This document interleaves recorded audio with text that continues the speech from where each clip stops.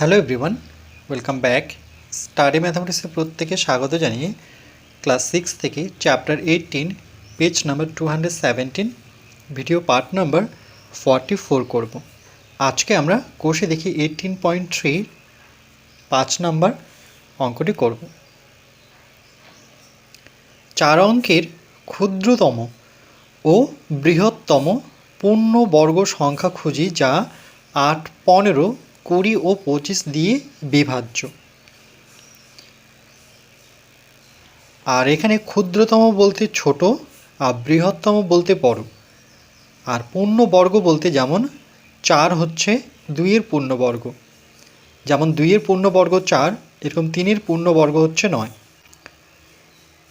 আর এখানে বিভাজ্য বলতে ভাগ। তাহলে প্রথমে আমরা কি করব, 8, 15, 20, 25 এর লসাগু খুঁজব। তাই লিখব 8, 15, 20 ও 25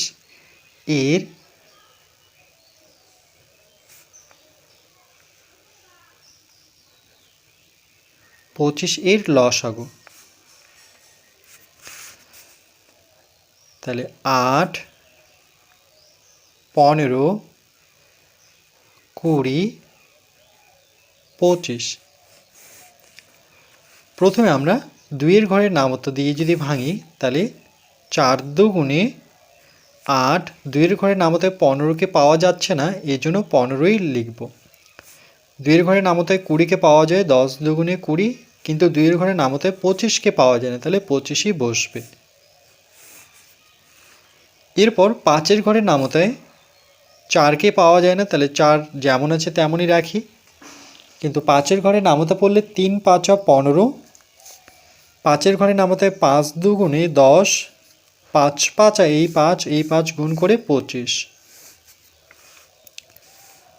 আবার 2-এর ঘরে নামতা যদি পড়ি তাহলে 2 দুগুণে 4, 2-এর ঘরে নামতায় 3কে পাওয়া যায় না, তাহলে 3ই থাকবে। 2-এর ঘরে নামতায় 2 অক্ষ 2, 2-এর ঘরে নামতায় 5কে পাওয়া যায় না, তো 5ই লিখব।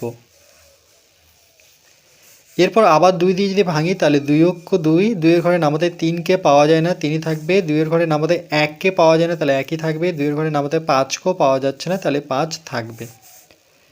এরপর 3 দিয়ে ভাঙবো, তাহলে 1কে পাওয়া যাচ্ছে না, 3 অক্ষ 3, 1 থাকবে আর 5 থাকবে। এরপর 5-এর ঘরে নামতায় 5 অক্ষে 5, বাকি একগুলো যেমন আছে তেমনই রাখবো। যতক্ষণ না নিচে 1 1 পাচ্ছি ততক্ষণ করতেই থাকবো ক্ষুদ্রতম সংখ্যা দিয়ে। তাহলে এর লসাগু কি হলো, 1, 2, 3, 3টা 2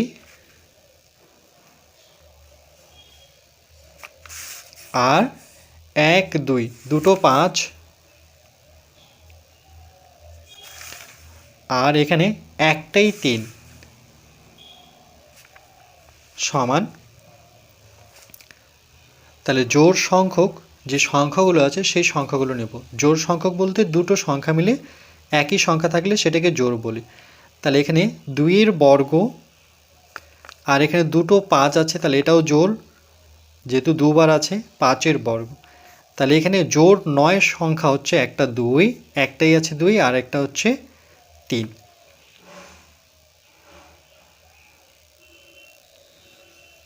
দুশো 8 পৃষ্ঠায় একটি নিয়ম ছিল, কোনো সংখ্যার মৌলিক উৎপাদক বিশ্লেষণে, অর্থাৎ এটাকে মৌলিক উৎপাদক যখন বিশ্লেষণ করলাম, যে মৌলিক উৎপাদকটি বিজোড় সংখ্যক আছে, তাহলে এক্ষেত্রে বিজোড় সংখ্যক আমরা কি দেখছি, 2 আর 3 বিজোড় সংখ্যক বলছে, সেটি অর্থাৎ এই 2, 3 দিয়ে সেটি দিয়ে গুণ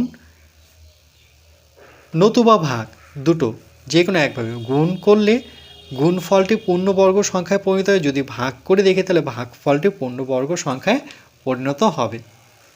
তাহলে এক্ষেত্রে আমি গুণ করব, ভাগ করব না, দুটো নিয়মেই করা যায়। তাহলে এখানে 2-এর বর্গ, 5-এর বর্গ, এই দুটো বিজোড় সংখ্যা গুণ করে নিই। তাহলে 3 দুগুণে কত হবে, 6, তাহলে একটাই 6। তাহলে এভাবে লিখব আমরা যে সুতরাং 8, 15, 20, ও 25 দিয়ে বিভাজ্য বা দ্বারা বিভাজ্য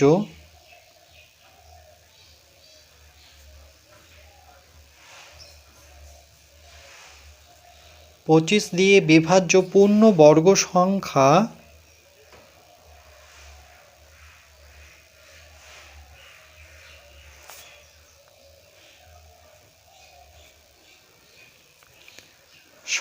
সমান এই সংখ্যাগুলো বসাবো। 2 বর্গ, 5 বর্গ, আর একটা কি দেখতে পাচ্ছি 6।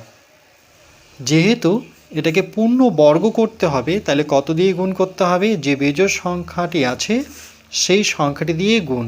একটু আগেই দেখলাম নিয়মটি। তাহলে 6 আছে বেজোড়, এখানে একটাই সংখ্যা, তাহলে সেই সংখ্যাটি দিয়ে গুণ করলে পরে দেখো জোড় পেলাম, দুটো 6। তাহলে 2 বর্গ, 5 বর্গ, তাহলে দুটো 6, 6 বর্গ, তাহলে পূর্ণ বর্গ হয়ে গেল। এবার এগুলো যদি আমরা গুণ করে নিই, 2 বর্গ মানে দুটো 2 গুণ 2 গুণন 2, 5 বর্গ বলতে দুটো 5, 6 বর্গ বলতে দুটো 6। তাহলে এখানে দেখো 2 দুগুণে 4, 4 5 20, 20 দিয়ে 5কে যদি গুণ করি তাহলে 5 গুণে 100, 5 দুগুণে 10, এই 100কে 6 দিয়ে গুণ করি তাহলে 6 অক্ষ 6 কত পাচ্ছি? 600। আবার এই 600কে যদি 6 দিয়ে গুণ করা হয় তাহলে 6 0 0 0 6 6 36, তাহলে কত পাচ্ছি? 3600। তাহলে 3600 কি 4 অঙ্কের সংখ্যা? এখানে বলেছে 4 অঙ্কের সংখ্যা। তাহলে দেখো 1 2 3 4, এখানে কিন্তু 4টি অঙ্ক পেলাম। তাহলে এখানে লিখব আমরা যে সুতরাং 3600 যে সংখ্যাটি পেলাম এটি 4 অঙ্কের সংখ্যা।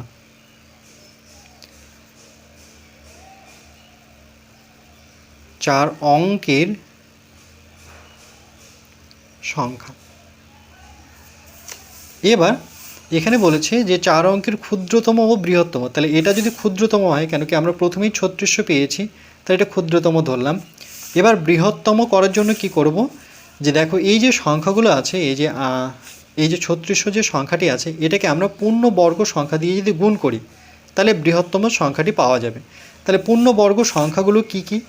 যেমন 4 পূর্ণবর্গ সংখ্যা, 4কে দুটো 2 লেখা যায়। তারপরে 9 হচ্ছে পূর্ণবর্গ সংখ্যা, কেন কি দুটো 3, তাহলে 9 পরে কত?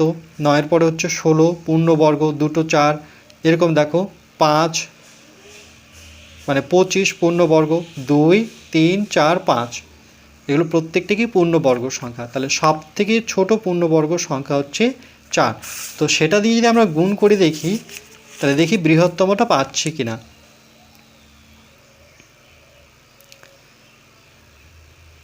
এটা 4 অঙ্কের বৃহত্তম বের করার জন্য আমরা কি করব? এই 3600কে পূর্ণবর্গ সংখ্যা 4 দিয়ে যদি গুণ করি তাহলে কত পাই? 4 0 0 4 0 0 4 6 24, 4 হাতে থাকলো 2, 3 4 12 13 14, তাহলে 1 2 3 4 5 অঙ্কের সংখ্যা হয়ে গেল। তাহলে এটা হচ্ছে না। তাহলে এই সংখ্যাটি ক্ষুদ্রতম, এই সংখ্যাটি বৃহত্তম, একটাই উত্তর হবে। কেন কি 4 দিয়ে যখন গুণ করছি তখন কিন্তু 1 2 3 4 5, 5 অঙ্কের কিন্তু এখানে সংখ্যা বলেনি, এখানে বলেছে 4 অঙ্কের সংখ্যা। তাহলে উত্তরটি আমরা এভাবে লিখব যে সুতরাং 4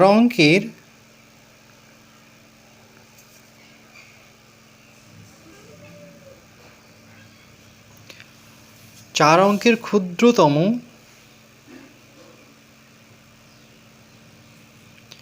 ও বৃহত্তম পূর্ণবর্গ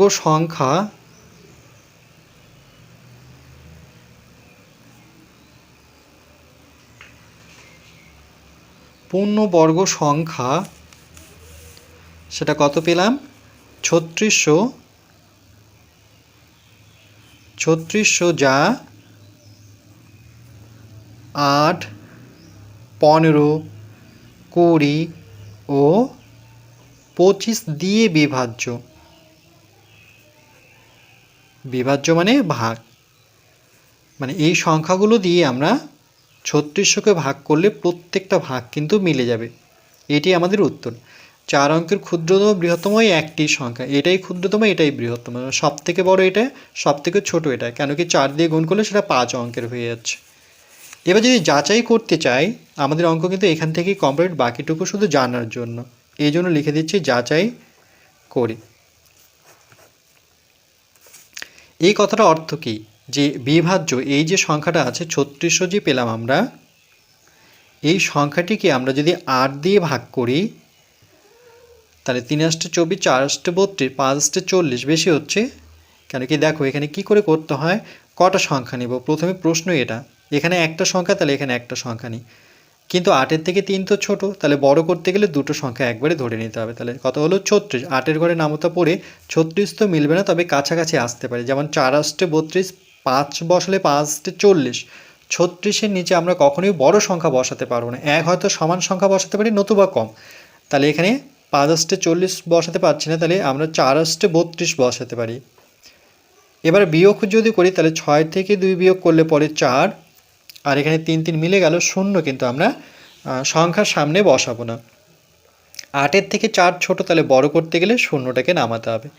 এবার 5 দিয়ে যখনই গুণ করো 5 কত 40, এবার পড়ে থাকলো দেখো শূন্য, শূন্যটাকে নিচে নামিয়ে নিই, নতুবা ডাইরেক্ট শূন্য কিন্তু এখানেও লেখা যেত। তাহলে শূন্য 1 দিয়ে যাচ্ছে না কেন, 1 দিয়ে তো 8, শূন্য নিচে 8 বসাতে পারবো না কেন, 8 তো বড়, তাহলে একটা কাজ করে আমরা শূন্য দিয়ে গুণ করি, 8কে শূন্য দিয়ে গুণ করলে শূন্য, এবার বিয়োগ করলে সেটা শূন্যই হলো, তাহলে আর কোনো কিছু নামলো না। তাহলে দেখো এটা কিন্তু বিভাজ্য হয়ে গেল, মানে ভাগশেষ কিছুই থাকলো না। আরেকটা উদাহরণের জন্য যদি দেখাই, তাহলে 15 দিয়ে আমরা এবার যদি এই 3600কে ভাগ করি তাহলে সেই ক্ষেত্রে কিন্তু ভাগফলটি মিলে যাবে, মানে ভাগশেষটি থাকবে না কোনো কিছু, ভাগটি মিলে যাবে। তাহলে 15 দুগুণে 30, 3 15 45, এখানেও 36 নিতে হবে সংখ্যাটা, কেন 15 থেকে বড় দেখাতে হবে, তাহলে 15 দুগুণে 30 করব, তাহলে এখানে 6 নামবে, এটা তো শূন্য নামাবো না আমরা, তাহলে 15 থেকে 6 ছোট, তাহলে শূন্যটাকে নিই। এবার দেখো 4 দিয়ে 4 15 কত হয়, 4 দিয়ে 4 5 20, শূন্য হাত থাকলো 2, 4 4 আর 2 যোগ করলে পরে 6, তাহলে দেখো পুরো 60 মিলে গেল কিন্তু, তাহলে এই শূন্যটা ডাইরেক্ট হয় আমরা এখানে লিখতে পারি, নতুবা নিচে যদি নামাই তাহলে আমাকে 1 দিয়ে গেলে তো 15, তাহলে শূন্য দিয়েই যেতে হবে, শূন্য দিয়ে গুণ করলে শূন্যকে শূন্য, তাহলে কত 240, মানে এখানে ভাগশেষ থাকলো না, মানে বিভাজ্য হয়ে গেল। এবার 20 দিয়ে যদি আমরা যাচাই করি, 20 দিয়ে 3600কে, তাহলে 20 দুগুণে 40 বেশি হচ্ছে, তাহলে এক ঘরই যেতে হবে, 20কে 20 বসাতে হবে, এখানে 6, 3 থেকে 2 বিয়োগ করলে 1, 16, 20 থেকে 16 ছোটো, তাহলে শূন্যকে নামাই। তাহলে এখানে যদি 5 বসাই, 5 দুগুণে 10 না 100 হয়ে যাচ্ছে, 4 দিয়ে 4 দুগুণে 8, 4 বসাতে পারবো না, 3 দুগুণে 6, 3 দুগুণে 6 60, 7 বসালে 7 দুগুণে 14, 8 বসালে 8 দুগুণে 16, হ্যাঁ 8 বসাই, 8 দুগুণে কত 16, আর এখানে শূন্যটা এখানে বসাবো, তাহলে দেখো এখানে প্রত্যেকটাই মিলে গেল, তাহলে এখানে নামানোর বাকি আছে কি শূন্য, শূন্যটা ডাইরেক্ট এখানে লিখতে পারি, যদি আমরা নিচে নামাই শূন্য তাহলে আরেক ঘর যেতে হবে, শূন্য দিয়ে 20কে গুণ করলে পরে শূন্য, তাহলে কত হলো 180, এটা কিন্তু বিভাজ্য হয়ে গেল। এবার 25 দিয়ে যদি যাচাই করি আমরা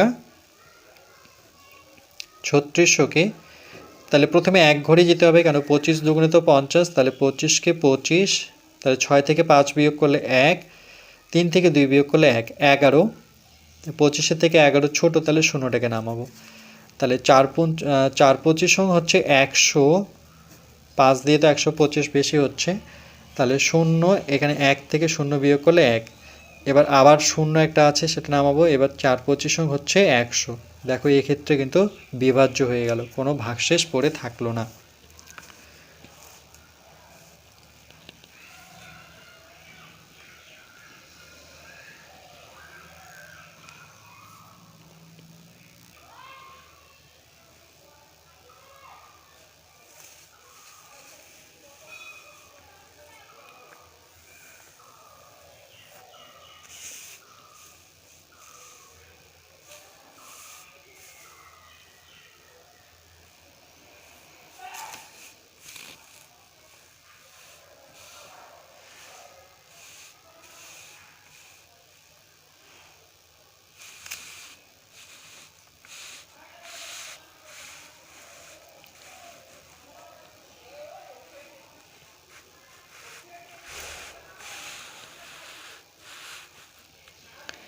এরপর পরবর্তী পার্ট নাম্বার 45-এ আমরা ম্যাথ নং 6 করব।